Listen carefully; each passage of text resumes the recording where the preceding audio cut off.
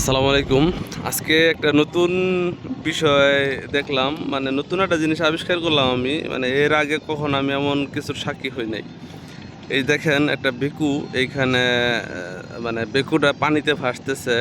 এটা বিষয় না, বিষয়টা হচ্ছে ওর ভিতরে নিচে চলার জন্য কোনো ইঞ্জিন নাই, তাই ও এক্সকাভেটরের যে ইয়াটা আছে ওইটা দিয়ে একটা মানে বৈঠার মতো একটা করে মানে দেয়, ঠিক আছে, দিয়া একটু একটু করে সামনে আগায়। তো আমি চিন্তা করতেছি যে এগুলা আসলে কতটুকু তেল থাকলে, আসলে কতটুকু কারেন্ট থাকলে এইভাবে আসলে চালানো যায়। তো যেহেতু ওর স্ট্রাকচার দেখে বুঝতে পারতেছে ও পানিতেও চলতে পারে, মাটিতেও চলতে পারে।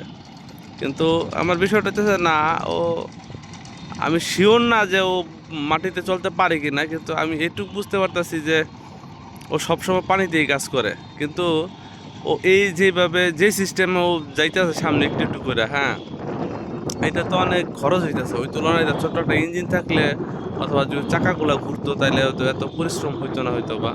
তো যাই হোক, অবিশ্বাস্য রকমের একটা জিনিসের সাক্ষী হইলাম, এই জন্য আপনাদের দেখাইলাম। ঠিক আছে, এটা হচ্ছে ব্রহ্মপুত্র নদী। তো ওইদিকে আপনার খননের কাজ চলতেছে, এদিকে এই যে ড্রেজার দিয়া খননের কাজ চলতেছে।